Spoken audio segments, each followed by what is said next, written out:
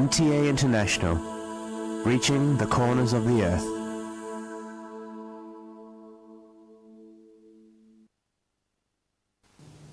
Coming up next is the Friday sermon of Hazrat Khalifatul Masih IV, Mirza Tahir Ahmad Sahib, Imam and the head of the worldwide Ahmadi Muslim community.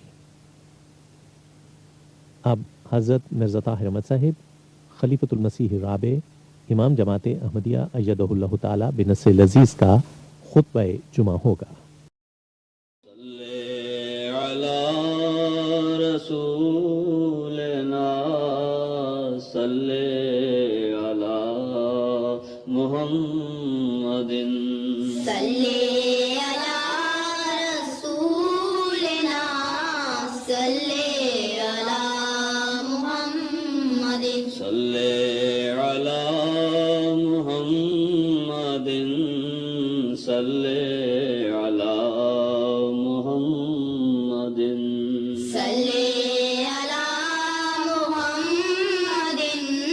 صلی علی محمد صلی علی محمد صلی.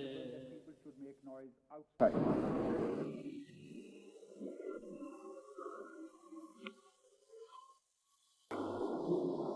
السلام علیکم ورحمۃ اللہ. صاحب اذان دے دیں.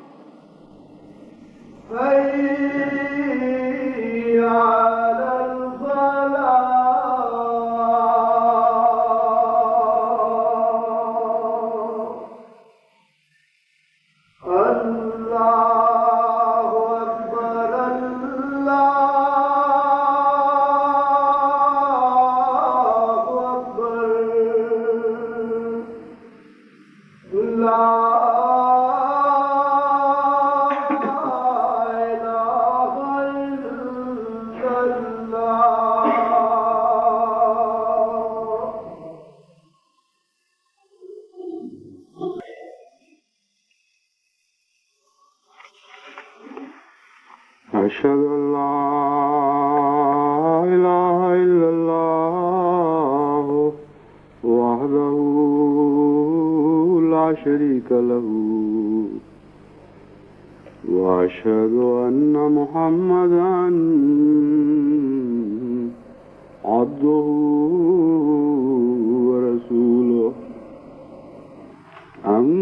أما بعد فأعوذ بالله من الشيطان الرجيم بسم الله الرحمن الرحيم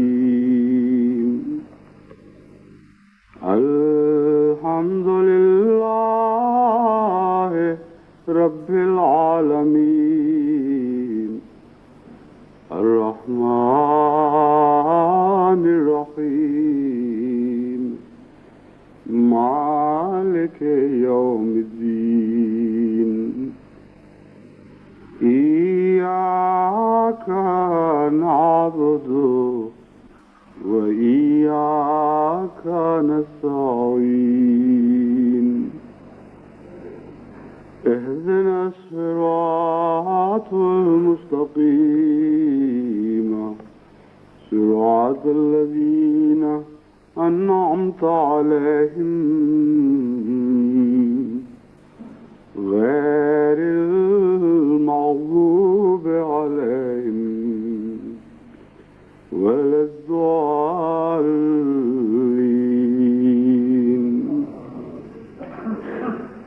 وما يأتيهم من رسول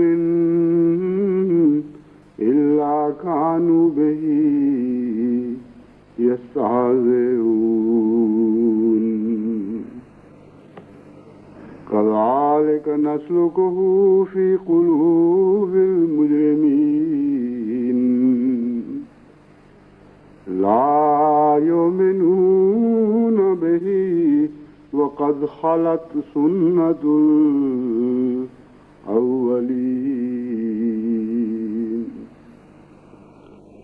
ولو فتحنا عليهم باب من السماء فظلوا فيه يعرجون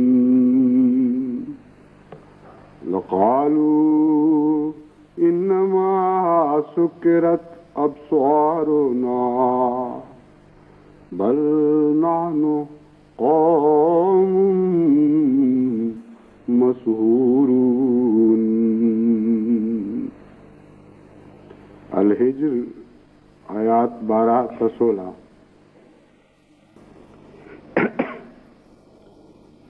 سورہ الحجر سے یہ چند آیات جو میں نے آج کے جمعہ کے لیے منتخب کی ہیں، ان کا ترجمہ یہ ہے کہ کبھی بھی ایسا نہیں ہوا کہ ان کے پاس کوئی رسول آئے اور اس سے استہزاء کا سلوک نہ کریں، یا جب بھی کبھی ان کے پاس کوئی رسول آتا ہے وہ اس کے سوا کچھ نہیں کرتے کہ اس سے تمسخر کرتے ہیں اور استہزاء کا سلوک کرتے ہیں. کذالک نسلکہ فی قلوب المجرمین، اسی طرح ہم مجرموں کے دل میں یہ عادت داخل کر دیتے ہیں، یعنی ان کے مزاج میں، ان کے عادات میں یہ فطرت ثانیہ کی طرح یہ کجی داخل ہو جاتی ہے کہ جب بھی خدا کی طرف سے کوئی آئے اس کے ساتھ استہزاء کا سلوک کرنا ہے. لا یؤمنون بہ قد خلت سنت الاولین وقد خلت سنت الاولین، وہ ایمان نہیں لاتے، اس بھیجے ہوئے پر ایمان نہیں لاتے، اور ان کے لیے اس سے پہلے لوگوں کی سنت اور ان کی تاریخ ایک نمونہ بن جاتی ہے، یعنی اس نمونے کے پیچھے چلنے والے ہیں. گویا وہی لوگ ہیں جو گزشتہ زمانوں میں اسی قسم کی حرکتیں کر چکے ہیں اور اب دوبارہ ظاہر ہوئے ہیں. تو اپنے سے پہلوں کی سنت پر عمل کرنے والے یہ لوگ ہیں، اور اس کے مقابل پر خدا کی بھی ایک سنت ہے، اس کا بھی یہی ذکر ہے. فرمایا وقد خلت سنت الاولین، حالانکہ یہ نہیں دیکھتے کہ اس سے پہلے اسی قسم کے لوگوں کے ساتھ خدا کی کیا سنت جاری ہوئی تھی. اور ان دونوں سنتوں میں آپ کوئی تبدیلی نہیں دیکھیں گے. نہ ان بد کردار لوگوں کی سنت میں تبدیلی دیکھیں گے جن کو خدا تعالیٰ نے ان کے جرموں کی وجہ سے ایک غلط طرز عمل اختیار کرنے پر پابند فرما دیا ہے. ان کے دلوں میں جاگزین کر دی ہے یہ بات کہ تم اس لائق نہیں ہو کہ سچوں کو قبول کرو، اس لیے تم جس حد تک تم سے ممکن ہے کجروی اختیار کرو. دوسری طرف سنت الاولین سے مراد وہ سنت ہے جو اولین کے بارے میں خدا تعالیٰ کی طرف سے نازل ہوتی رہی ہے. جو ان کے ساتھ خدا کا سلوک ہوتا رہا ہے وہ ان کی سنت بن گیا، یعنی پہلے انکار کی سنت اور پھر ہلاکت اور تباہی کی سنت. وَلَوْ فَتَحْنَا عَلَيْهِمْ بَابًا مِّنَ السَّمَاءِ، فرمایا یہ وہ لوگ ہیں جن کے اوپر اگر ہم آسمان سے دروازے بھی کھول دیں، ایسے دروازے جن پر یہ چڑھ سکیں اور خود آسمان کی بلندیوں پر جا کر سچائی کا مشاہدہ کریں اور نشانات کو دیکھ لیں. لَقَالُوا إِنَّمَا سُكِّرَتْ أَبْصَارُنَا، وہ یہ سب کچھ دیکھنے کے بعد یہ کہیں گے کہ ہماری آنکھیں مدہوش ہو گئی ہیں، نشہ کر دیا گیا ہے ہماری آنکھوں کو. ہماری آنکھوں کو نشہ چڑھ گیا ہے. بل نحن قوم مسحورون، ہم تو ایسی قوم ہیں جس پر جادو کر دیا گیا ہے. ان آیات میں دو مضامین بیان ہوئے ہیں، اگرچہ تسلسل ہے مضمون کا، لیکن اس مضمون کو دو حصوں میں بیان فرمایا گیا ہے. پہلا یہ کہ خدا تعالیٰ کی یہ سنت ہے، خدا تعالیٰ کی یہ تقدیر ہے کہ بعض لوگ لازماً اس کے بندوں سے، اس کے بھیجے ہوئوں سے استہزاء کا سلوک کرتے ہیں، اور ان کا یہ رویہ ان کا مقدر بنا دیا جاتا ہے. ان کے دلوں میں یہ بات داخل کر دینے کا مطلب یہ ہے کہ وہ اس سے ٹل نہیں سکتے، ان کے مقدر میں یہ بات لکھی جاتی ہے. پہلا سوال تو یہ ہے کہ اگر خدا تعالیٰ خود انبیاء کے منکرین کو استہزاء کا طریق سکھاتا ہے اور ان کے دلوں میں یہ بات جما دیتا ہے، نقش کر دیتا ہے کہ تم نے بہرحال میرے بھیجے ہوں سے مذاق کرنا ہے اور استہزاء اور تمسخر کا سلوک کرنا ہے، تو ان کا پھر کیا قصور؟ لیکن اس سوال کا جواب اسی آیت میں اس کے آخری حصے میں بیان فرما دیا گیا، فی قلوب المجرمین، ہم یہ نصیبہ مجرموں کا بناتے ہیں. اس سے ایک بات خوب کھل گئی کہ جب خدا تعالیٰ اپنے بندوں کو بھیجا کرتا ہے بنی نوع انسان کی اصلاح کے لیے، تو دراصل وہ قوم بحیثیت مجموعی، بحیثیت قوم مجرم ہو چکی ہوتی ہے. اس میں اچھے لوگ بھی ہوتے ہیں، استثناء بھی موجود ہوتے ہیں، لیکن ایک بھاری تعداد اس میں جرم، اس قوم میں جرم کرنے والوں کی ہوتی ہے. پس دراصل جرم کی سزا میں صداقت سے محرومی بھی شامل ہے. پس خدا تعالیٰ کی طرف سے کوئی ظلم نہیں ہوتا کہ ان لوگوں کو صداقت کو پہچاننے سے محروم کر دیا جاتا ہے.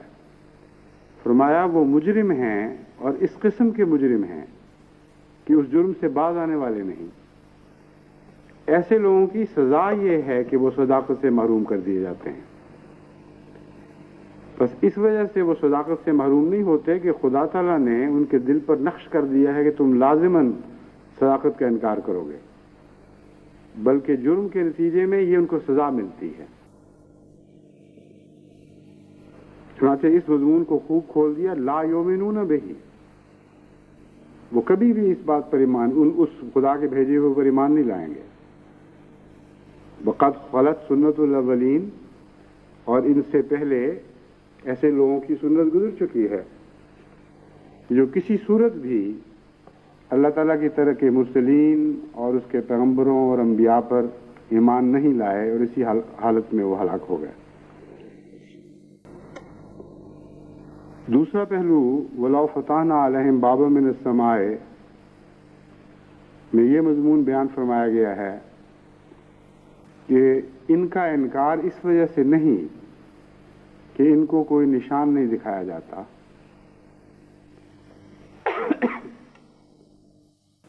لیکن اس مضمون کے اس حصے کو میں بعد میں بیان کروں گا۔ اس پہلے حصے سے متعلق میں کچھ مزید باتیں آپ کے سامنے رکھنی چاہتا ہوں۔ جیسا کہ میں نے بیان کیا تھا، سنت میں دو پہلو ہیں۔ پہلوں کی سنت کیا ہے؟ وہ جو خود کرتے رہے، تکذیب اور استہزاء اور تمسخر، یہ ایک ان کی سنت ہے، اور ایک سنت وہ ہے جو خدا نے ان پر جاری فرمائی اور وہ ان کا بد انجام ہے۔ اس سے متعلق قرآن کریم میں متعدد آیات ہیں جو اس مضمون کو مختلف رنگ میں کھول کھول کر بیان فرما رہی ہیں۔ جیسا کہ فرمایا قد خلت من قبلکم سنن، وہی لفظ سنت ہے جس کی جمع استعمال فرمائی گئی یہاں۔ فرمایا قد خلت من قبلکم سنن فسیروا فی الارض فانظروا کیف کان عاقبۃ المکذبین۔ اس سے پہلے تم سے پہلے لوگوں کی سنت تمہارے سامنے گزر چکی ہے، اور اس سنت کا ایک حصہ یعنی ان کی کجروی، ان کی بغاوت، ان کا طغیٰ، یہ سب چیزیں تم پر روشن ہیں، لیکن تم زمین پر پھر کے خوب سیر کر کے دیکھو تو صحیح کہ ان کی عاقبت کیسی ہوئی تھی، ان جھٹلانے والوں کا انجام کیا تھا۔ اور سنت میں یہ دونوں باتیں داخل ہیں، ان کی بدعمالی، ان کا انکار، اور پھر ان کا انجام۔ چنانچہ سنن کے تابع ان دونوں مضامین کو قرآن کریم نے یہاں اکٹھا بیان فرما دیا۔ آل عمران 138۔ پھر الانعام آیت 12 میں فرمایا قل سیروا فی الارض ثم انظروا کیف کان عاقبۃ المکذبین۔ اے محمد صلی اللہ علیہ وسلم، مخاطب حضور اکرم ہیں، اس لیے محمد کا نام تو نہیں یہاں ظاہر فرمایا گیا، لیکن مراد یہی ہے کہ اے میرے رسول، سیرو، تو ان سے کہہ دے، جن کو پیغام پہنچا دے، سیرو فی الارض، وہ خوب زمین میں سیر کریں اور پھر کر سیاحت کر کے پرانی قوموں کے انجام کا مشاہدہ کریں۔ ثم انظروا کیف کان عاقبۃ المکذبین، اور پھر یہ دیکھیں اور سمجھیں کہ اس سے پہلے تکذیب کرنے والے، جھٹلانے والوں کا کیا انجام ہوا تھا۔ پھر فرمایا وَلَقَدْ بَعَثْنَا فِي كُلِّ أُمَّةٍ رَسُولًا أَنِ اعْبُدُوا اللَّهَ وَاجْتَنِبُوا الطَّاغُوتَ فَمِنْهُمْ مَنْ هَدَى اللَّهُ وَمِنْهُمْ مَنْ حَقَّتْ عَلَيْهِ الضَّلَالَةُ فَسِيرُوا فِي الْأَرْضِ فَانظُرُوا كَيْفَ كَانَ عَاقِبَةُ الْمُكَذِّبِينَ، کہ ہم نے ہر امت میں رسول مبعوث فرمائے تھے اور ان کو یہی پیغام دیا تھا ان اعبدوا اللہ واجتنبوا الطاغوت، کہ اللہ کی عبادت کرو اور طاغوت سے اجتناب کرو، یعنی شیطانی طاقتوں سے الگ رہو۔ فمنہم من ہدی اللہ، ان میں سے بعض وہ تھے جن کو خدا نے ہدایت عطا فرمائی، ومنہم من حقت علیہ الضلالہ، ایسے بھی تھے ان میں جن پر گمراہی مقدر بنا کر دی گئی، جن کا مقدر ہو گئی گمراہی۔ حقت کا مطلب ہے لازم ہو گئی، ایسی تقدیر بن گئی جسے ٹالا نہیں جا سکتا۔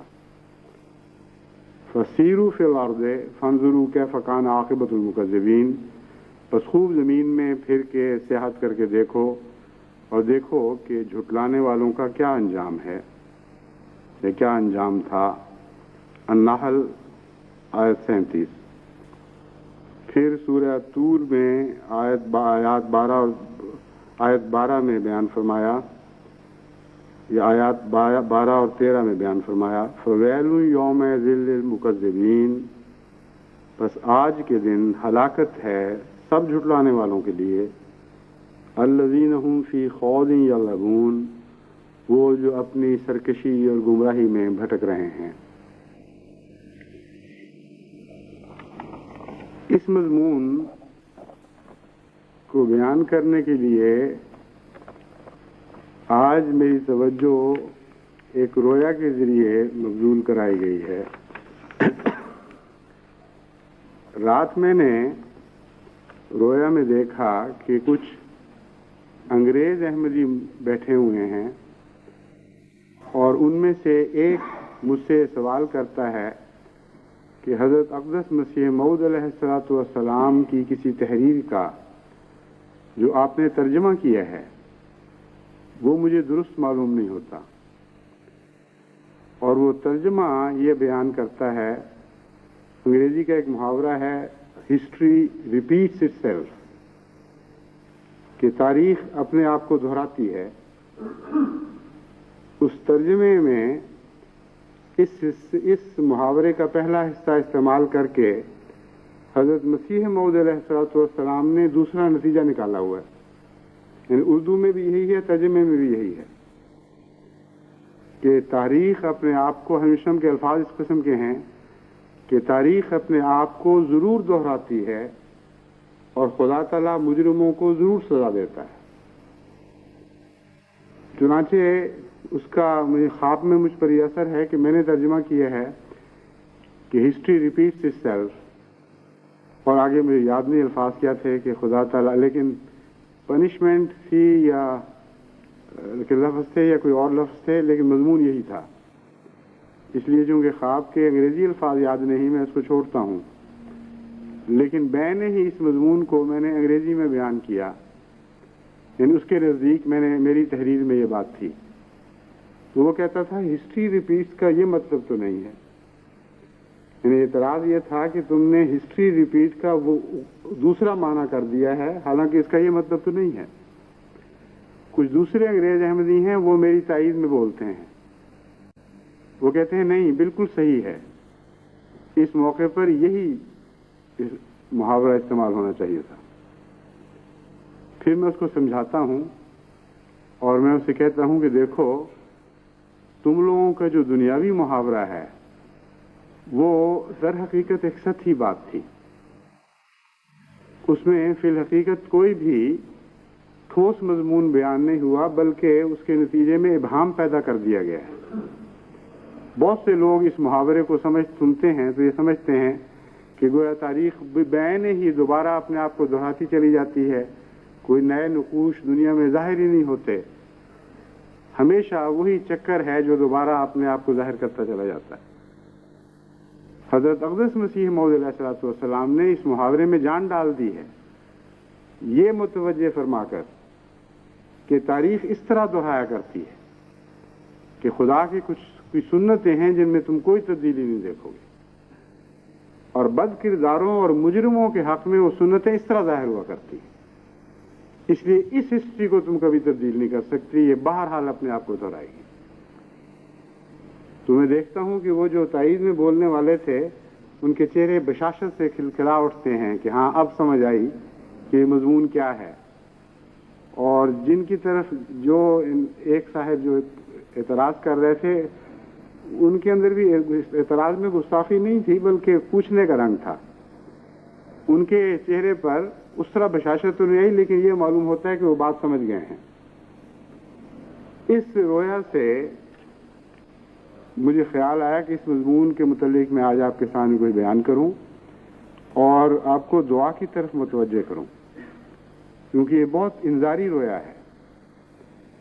اس کا مطلب یہ ہے کہ جس قوم کو ہم مخاطب کر رہے ہیں آج، جس کو ہم نے مباہلے کی دعوت دی ہے، بدقسمتی سے ان کے مقدر میں خدا تعالیٰ کی ناراضگی کا دن دیکھنا ہے، ورنہ اللہ تعالیٰ اس رنگ میں مجھے یہ پیغام نہ دیتا کہ ہسٹری ریپیٹس اٹ سیلف، اس میں کوئی تبدیلی نہیں دیکھو گے، مجرموں کو خدا ضرور سزا دے گا۔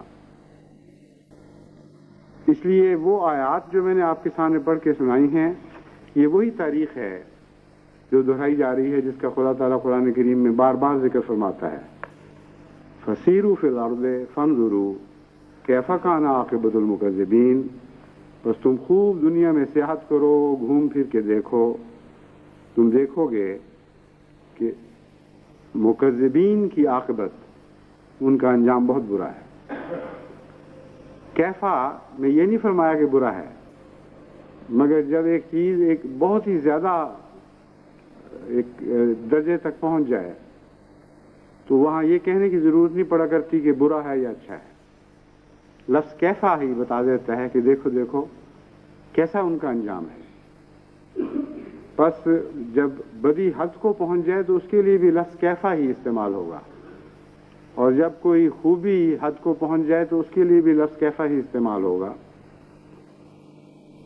لیکن دوسری آیت جو الطور کی ہے اس میں اس مضمون کو اور بھی کھول دیا، فرمایا فویل یومئذ للمکذبین، ہلاکت ہے اس دن ان لوگوں کے لیے جنہوں نے تکذیب کی راہ اختیار کی ہے۔ ان آیات پر غور کرتے ہوئے انسان کا ذہن اس طرح بھی منتقل ہوتا ہے کہ سارے قرآن میں کہیں مومنین کے لیے ہلاکت کا ذکر ہی نہیں آیا، خواہ وہ غلط ایمان لانے والے ہوں۔ ڈرایا گیا ہے مکذبین کو ان کی تکذیب سے، اور کہیں یہ نہیں فرمایا گیا کہ دیکھو غلطی سے فلاں لوگ ایمان لے آئے تھے، ہم نے ان کو ہلاک کر دیا، غلطی سے وہ لوگ ایک جھوٹے پر کو سچا سمجھ بیٹھے تھے، ہم نے ان کو تباہ کر دیا۔ سارے قرآن میں ایک بھی ایسی مثال نہیں ملتی کہ جس میں خدا تعالیٰ نے اس صورتحال سے متنبع فرمایا ہو کہ دیکھو فلاں قوم نے غلطی سے ایک ایسے شخص کو قبول کر لیا تھا جس کو میں نے نہیں بھیجا تھا، اور دیکھو وہ کس طرح ہلاک کیے گئے اور کس طرح تباہ کیے گئے۔ یہ خدا تعالیٰ کی رحمت اور اس کی شان ہے۔ ایمان لانے والا اگر سچے دل سے ایمان لاتا ہے تو اس کے لیے کوئی خوف نہیں اور کوئی ہلاکت نہیں ہے، لیکن تکذیب کرنے والے کے لیے ہلاکتیں ہیں، اور متعدد بار ان ہلاکتوں کا قرآن کریم میں اس طرح کھول کھول کر ذکر فرمایا گیا ہے کہ کسی پر یہ مضمون مشتبہ نہیں رہنا چاہیے۔ بس اس موقع پر جبکہ مباہلہ کی دعوت غیروں کو دی گئی ہے، اس وجہ سے خصوصیت سے کہ یہ استہزاء میں بڑھ رہے ہیں اور اپنے گزشتہ کردار میں کوئی تبدیلی پیدا نہیں کر رہے، استہزاء میں بھی بڑھ رہے ہیں، ظلم میں بھی بڑھ رہے ہیں، اور حکومت کا جہاں تک تعلق ہے وہ معصوم احمدیوں پر قانونی حربے استعمال کر کے طرح طرح کے ستم ڈھا رہی ہے۔ اور آپ کو یاد ہوگا کہ میں نے آغاز ہی میں حکومت کو یہ متنبع کیا تھا کہ آپ اگر اپنی شان کے خلاف بھی سمجھتے ہوں چیلنج کو قبول کرنا، اگر آپ زیادتیوں سے باز نہ آئے اور ظلم و ستم کی یہ راہ نہ چھوڑی تو جہاں تک میں سمجھتا ہوں خدا کی تقدیر اسے مباہلے کے چیلنج قبول کرنے کے مترادف بنائے گی اور آپ سزا سے بچ نہیں سکیں گے۔ تو یہ حالات جس طرف اشارہ کر رہے تھے وہ ہمارے ظن کا مضمون، وہاں تک ہمارے ظن کا تعلق تھا۔ اندازہ ہو رہا تھا کہ بہت سے ایسے مکذبین ہیں جو شرارت سے باز نہیں آ رہے بلکہ تمسخر اور استہزاء میں اور ظلم و ستم میں بڑھ رہے ہیں۔ چنانچہ سارے پاکستان میں بار بار یہ کوشش کی گئی ہے علماء کی طرف سے کہ اس مباہلے کو ابتحال کی بجائے اشتعال کا ذریعہ بنایا جائے، اور کثرت کے ساتھ احمدیوں کے خلاف عوام الناس کے جذبات مشتعل کر کے انہیں ان کو مارنے، کوٹنے، قتل کرنے، لوٹنے اور ان کے گھر جلانے پر آمادہ کیا جائے۔ وہ سمجھتے ہیں اس طرح ہم ایک اپنی تقدیر ظاہر کریں گے۔ جہاں تک خدا تعالیٰ کی تائید کا تعلق ہے، کوئی ان کے بیانات میں آپ کو ایسا یقینی اظہار نہیں ملے گا کہ دیکھو خدا ہمارے ساتھ ہے، مبالغہ کر کے اب یہ لوگ خود تباہ ہو چکے ہیں اور آپ دیکھیں گے کہ خدا کی تقدیر ان کو مٹا دے، کہیں کوئی اظہار نہیں ملے گا۔ اس کے برعکس یہ اعلان آپ کو ملیں گے کہ کچھ بھی نہیں ہونا، یعنی مبالغہ تو ہے لیکن ہوگا کچھ بھی نہیں، آپ دیکھ لینا۔ اب یہ سچے کی منہ کی بات نہیں ہے۔ اگر کوئی خدا پر ایمان لاتا ہے اور مباہلے کے مضمون سے واقف ہے اور اس پر یقین رکھتا ہے تو اس کو یہ اعلان کرنا چاہیے کہ لو دشمن خود اپنے دام میں آ گیا۔ جب اعلان کر دیا اس نے کہ اے خدا جھوٹے پر لعنت ہو، تو خود اپنی اس بد دعا کی زد سے اب یہ بچ نہیں سکے گا، اور تم دیکھنا کہ جو کچھ ہم نہیں کر سکے تھے اس دشمن کے خلاف، اب خدا کی تقدیر ظاہر کرے گی۔ یہ ایک مومن کا رد عمل ہونا چاہیے، لیکن وہ جس کو خدا کی تقدیر پر، خدا کی قدرتوں پر ایمان ہی نہ ہو، اور وہ مذہب کو کھیل بنا رہا ہو، اس کا رد عمل بالکل وہی ہونا چاہیے جو ہمارے مخالفین کا ہے، کہ مباہلہ تو خیر چھوڑو، یہ تو فضول باتیں ہیں، کوئی بھی نہیں ہونا، کچھ بھی نہیں ہونا۔ کہاں خدا ان باتوں کو سن کر قوموں کے خلاف حرکت میں آیا کرتا ہے، کہاں وہ جھوٹوں کو سزا دیا کرتے ہیں، سب قصے ہیں۔ ہاں، ہم اپنے ہاتھوں سے ان کو سزا دے سکتے ہیں، اور ہم ان کو بتائیں گے کہ خدا کون ہے۔ چنانچہ اس عزم کے ساتھ وہ اٹھے ہیں کہ دنیا سے خدا کی خدائی کی بجائے اپنی خدائی منوائیں، اور یہ بتائیں کہ ہم میں طاقت ہے ان کو مٹانے کی۔ یہ مبالغہ کیا لیے پھرتے ہیں، کس خدا کی طرف دیکھ رہے ہیں؟ اس خدا نے تو کچھ نہیں کرنا، یہ تو اعلان کر چکے ہیں بار بار۔ ہاں، ہم کچھ کر کے دکھائیں گے، اور یہی انہوں نے مباہلے کا مطلب سمجھا۔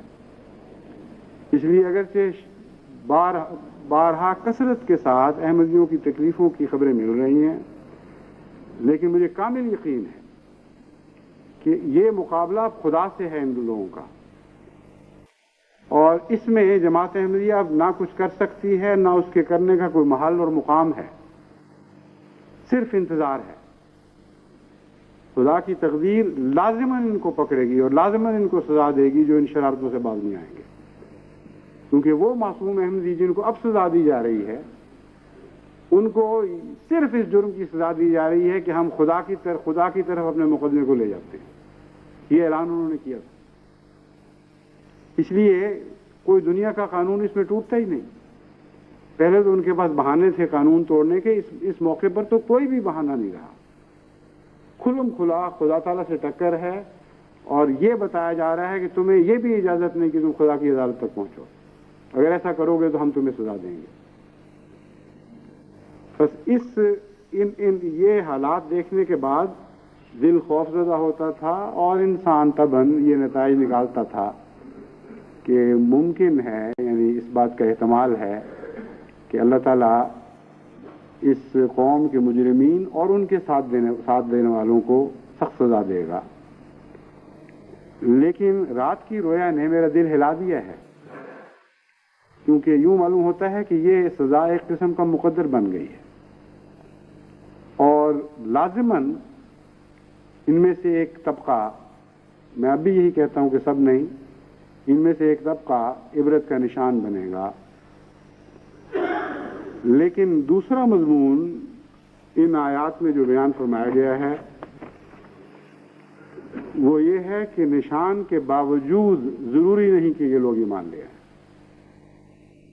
میں نے گزشتہ خطبے میں یہ دعا کی تحریک کی تھی کہ خدا دعا کریں ایسا نشان ظاہر ہو جس کے نتیجے میں ساری قوم ایمان لے آئے، لیکن ان آیات نے مجھے میری غلطی کی طرف متوجہ فرمایا۔ انسانی سوچ بہرحال ناقص سوچ ہے۔ کلام الہی نے اس مضمون پر روشنی ڈالی اور یہ بتایا کہ نشانات کو دیکھ کر قوم ایمان نہیں لایا کرتی۔ چنانچہ فرمایا وَلَوْ فَتَحْنَا لَا يُؤْمِنُونَ، نہیں ایمان لائیں گے، اور پہلوں کی سنت پر چلیں گے جو اس سے پہلے گزر چکے ہیں۔ ان لوگوں نے جو سلوک اختیار کیا وہی یہ اختیار کریں گے، ان لوگوں کے ساتھ خدا نے جو سلوک اختیار کیا وہی خدا تعالیٰ اختیار کرے گا۔ وَلَوْ فَتَحْنَا عَلَيْهِمْ بَابًا مِّنَ السَّمَاءِ، اگر ہم آسمان پر ان کے لیے دروازے کھول دیں، یا ایک بڑا عظیم الشان دروازہ کھول دیں، بابن واحد کا صیغہ ہے، اور اس دروازے پر یہ چڑھ کر آسمانی باتوں پر اطلاع بھی پا سکیں، اس سے بڑا اور کیا نشان ہو سکتا ہے؟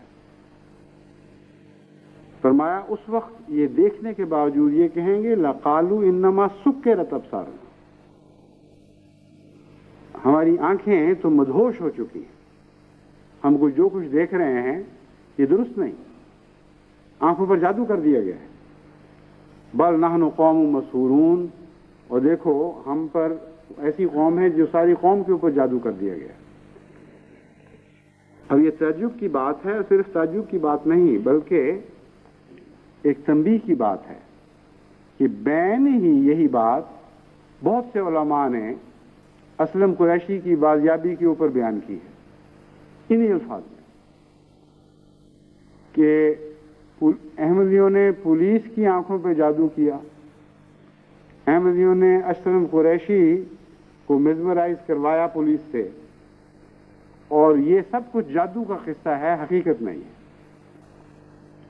اب سنت الاولین کس طرح دہرائی جاتی ہے، حیرت ہے. خدا تعالیٰ کے کلام کی عظمت کو دیکھیں اور اس کی سچائی کا مشاہدہ کریں، دل اشش کرنے لگتا ہے.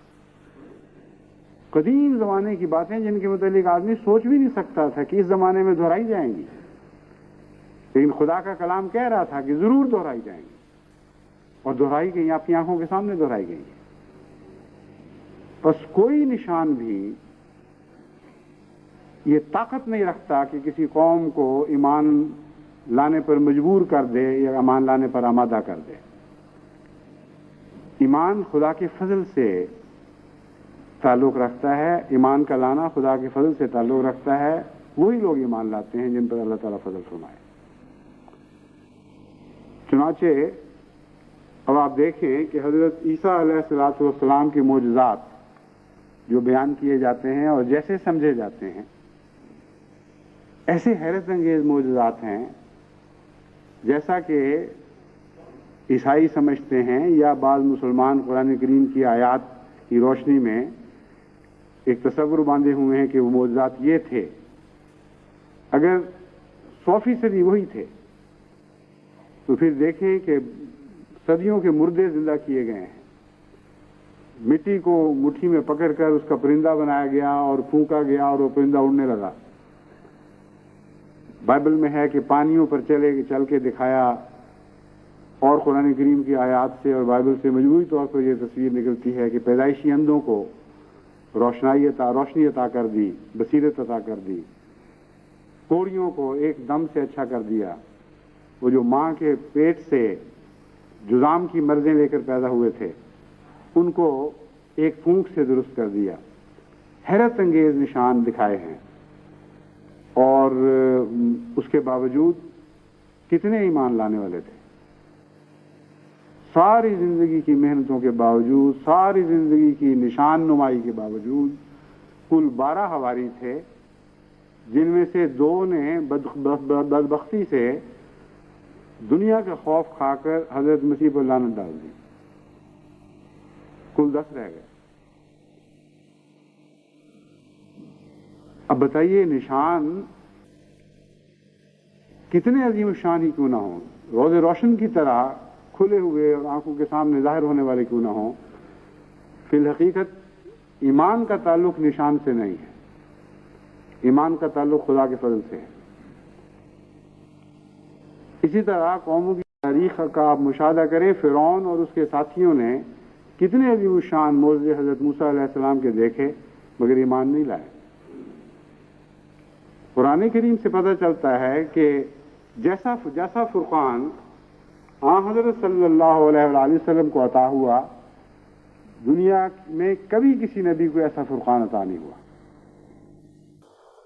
جیسے کھلے کھلے معجزات حضرت اقدس محمد مصطفیٰ صلی اللہ علیہ وآلہ وسلم کو عطا فرمائے گئے، ویسے کسی اور نبی کو کبھی عطا نہیں کیے گئے.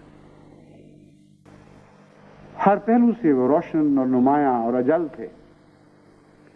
لیکن قرآن کریم ساتھ ہی یہ بھی بیان فرماتا ہے وَأَقْسَمُوا بِاللَّهِ جَهْدَ أَيْمَانِهِمْ لَئِنْ جَاءَتْهُمْ آيَةٌ لَيُؤْمِنُنَّ بِهَا قُلْ إِنَّمَا الْآيَاتُ عِندَ اللَّهِ وَمَا يُبْشِرُكُمْ أَنَّهَا إِذَا جَاءَتْ لَا يُؤْمِنُونَ. کہ یہ لوگ محمد مصطفیٰ صلی اللہ علیہ وآلہ وسلم کے مخاطبین بڑی بڑی قسمیں کھا کر کہتے ہیں کہ خدا کی قسم محمد اگر ایک نشان بھی ہمیں دکھا دے صلی اللہ علیہ وآلہ وسلم، ایک نشان بھی محمد کے حق میں ہمارے سامنے ظاہر ہو جائے تو ہم ضرور ایمان لے آئیں گے. اب بتائیے حضرت محمد مصطفیٰ صلی اللہ علیہ وآلہ وسلم کے اوپر تو نشانات کی بارش ہو رہی تھی. آپ کا وجود خود ایک نشان تھا، عظیم الشان نشان تھا، ایسا نشان کہ اس سے بڑھ کر سچائی کا کوئی نشان کبھی پیدا نہیں ہوا، جو سرتاپا سچائی تھا. ادنا سی فراست رکھنے والا انسان بھی جو آن حضرت صلی اللہ علیہ وآلہ وسلم کی زندگی کے کسی دور سے بھی واقف ہے، آپ کو جھوٹا قرار نہیں دے سکتا. بچپن کے چند لمحے بھی اس نے اپنی آنکھوں سے دیکھے ہوں آن حضرت صلی اللہ علیہ وسلم کے بچپن کے چند لمحے، تو یہ کہہ نہیں سکتا کہ یہ شخص جھوٹا ہے. بچوں کے چہروں پر بھی سچائی لکھی جاتی ہے ان کی فطرت کی، پھر جوانی میں بھی وہ سچائی ظاہر ہوتی ہے، پھر بڑھاپے میں بھی وہ سچائی ساتھ دیتی ہے. تو آن حضرت صلی اللہ علیہ وآلہ وسلم کا سب سے بڑا معجزہ تو خود محمد رسول اللہ صلی اللہ علیہ وسلم تھے. اور ان ظالموں کو دیکھیں، گستاخی اور بدتمیزی کی بھی حد ہے. قسمیں کھا رہے ہیں خدا کی اور کہہ رہے ہیں کہ ہاں مان جائیں گے، لیکن ایک نشان تو دکھاؤ. ایک بھی نشان نہیں دکھا سکے. بعض احمدی جب غیر احمدی علماء حضرت مسیح موعود علیہ السلام کے متعلق یہ بات کرتے ہیں تو بڑی سخت تکلیف محسوس کرتے ہیں اور کلبلانے لگتے ہیں، یہ کیا حرکت کر رہے ہیں. کہتے ہیں ایک بھی نشان کبھی کوئی حضرت مسیح علیہ السلام کے حق میں ظاہر نہیں ہوا. چنانچہ شرعی عدالت نے یہی بیان دیا ہے کہ مرزا صاحب کے باقی موضوعات کی کثرت کا سچا ہونا تو الگ بات ہے، ایک بھی پیشگوئی مرزا صاحب کی سچی نہیں نکلی. بس یہ سنت الاولین ہے جو اپنے آپ کو دہراتی ہے. یہی وہ تقدیر ہے، یہی وہ تاریخ ہے جو ہمیشہ اپنے آپ کو دہراتی ہے، اور ہمیشہ لوگ اس کو دیکھنے کے باوجود اندھے ہو جاتے ہیں اور نہیں سمجھتے کہ تاریخ اپنے آپ کو دہرا رہی ہے. فرمایا قل انما الآیات عند اللہ وما یشرکم انہا اذا جاءت لا یؤمنون، کہ ان سے کہہ دو خدا کے پاس نشانوں کی کوئی کمی نہیں ہے، بے انتہا نشان ہے، سب نشان اسی کے پاس ہیں. وما یشرکم، تم عقل کے اندھوں کو کس طرح ہم یہ بات سمجھا دیں، کیا بات سمجھا سکے گی. انہا اذا جاءت لا یؤمنون، کہ جب بھی وہ نشان آئیں گے یہ ایمان نہیں لائیں گے. اس لیے دیکھیں کتنی نادانی تھی اور کتنی غلطی تھی میری جب میں نے آپ سے یہ کہا کہ یہ دعا کریں کہ ایسے معجزے ظاہر ہوں، ایسے نشان ظاہر ہوں کہ یہ سارے ایمان لیں.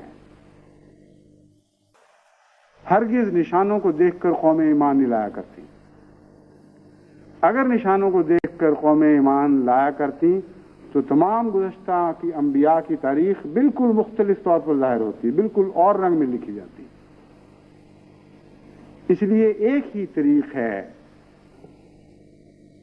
جس کے ذریعے آپ خدا تعالیٰ کے فضل کو جذب کر سکتے ہیں اور کسی قوم کو توفیق مل سکتی ہے کہ وہ ایمان لے آئے. وہ دعا کا طریق ہے.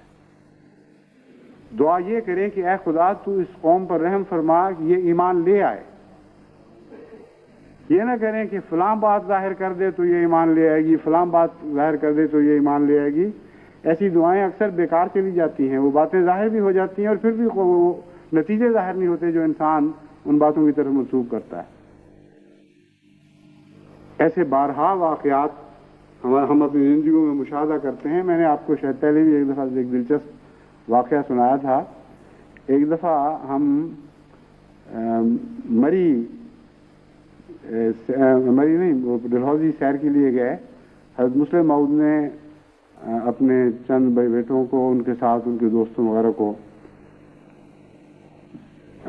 میں معاف کرنا یہ وہ دوسرا واقعہ. یہ واقعہ یہ ہے کہ ہم احمدی ہاسپٹل میں تھے جب چودھری محمد علی صاحب، مرزا مجید احمد صاحب، میں اور ایک دو اور دوستوں نے فیصلہ کیا کہ ڈلہوزی جا کر برف باری دیکھیں. چنانچہ جب ہمیں جائزے لیے تو پتہ چلا کہ فلاں وقت سے فلاں وقت تک برف باری ضرور ہو جاتی ہے اگر بادل آ جائیں تو. چنانچہ ہم نے اس وقت میں جبکہ برف باری کے امکانات بڑے روشن تھے پروگرام بنایا، اور جب ہم ڈلہوزی جاتے ہوئے بس میں بیٹھے ہوئے باتیں کر رہے تھے تو وہاں ایک ساتھی سے پوچھا کہ بتائیے ان دنوں میں برف کا امکان ہے؟ تو اس نے کہا کہ اگر بادل آ جائیں تو ضرور برف پڑے گی. اس پر کیسی نادانی تھی، بچپن کی باتیں ہیں. ہم نے یہ دعا کی، اے خدا بادل تو بھیج دے، برف ہم آپ بنا لیں گے. اور ایک ہفتہ یا اس سے زائد قیام رہا، مسلسل 24 گھنٹے بادل رہے ہیں، لیکن اولے برسے ہیں، برف نہیں پڑی. ایک فلیک، ایک اس کا فلیک کا پتہ نہیں کیا ترجمہ ہے، مگر وہ جس طرح روئی دھونکتے ہیں اس طرح کے برف کے گالے بنتے ہیں، گالا ہی کہتے ہیں شاید فلیک کو. تو ایک گالا بھی برف کا نہیں پڑا. اور ہم استغفار بھی کرتے رہے اور ہم ہنستے بھی رہے کہ اللہ تعالیٰ نے خوب ہمیں سمجھایا ہے کہ ایسی بیوقوف والی دعائیں نہ کیا کرو. تو جو پچھلی دعا کی تحریک تھی وہ منسوخ سمجھیں، کوئی معنی نہیں ہے اس کو. دعا یہی ہے، صرف ایک ہی دعا ہے کہ اے خدا تو دلوں کا مالک ہے، تو قادر و توانا ہے، تو رحم کرنے والا ہے. عرب کی قوم بھی کب معجزوں کو دیکھ کر ایمان لائی تھی؟ وہ تو محمد مصطفیٰ صلی اللہ علیہ وآلہ وسلم کی دعاؤں ہی کی برکت تھی کہ وہ ایمان لے آئے تھے. بس پھر وہی معجزہ دکھا جو محمد مصطفیٰ صلی اللہ علیہ وآلہ وسلم کے وقت میں آپ کی خاطر دکھایا تھا. اب بھی تو آپ ہی کا سلسلہ ہے، ابھی تو ہماری عزت اور ہماری رسوائی کا سوال نہیں. تمام سلسلہ، تمام کاروبار حضرت اقدس محمد مصطفیٰ صلی اللہ علیہ وآلہ وسلم کا سلسلہ اور آپ ہی کا کاروبار ہے. بس اے خدا اس نبی کی دعا کی قبولیت کی شان کو ایک دفعہ پھر ظاہر فرما دے، اور اسی کی برکت اور اسی کی پیار کو پیش نظر رکھتے ہوئے تو اس دفعہ پھر یہ معجزہ ظاہر فرما کہ ان مخالفین کے دل بدل جائیں اور یہ ہدایت لے آئیں. ہمیں ان کے عذاب میں خوشی نہیں، ان کی ہدایت میں خوشی ہے.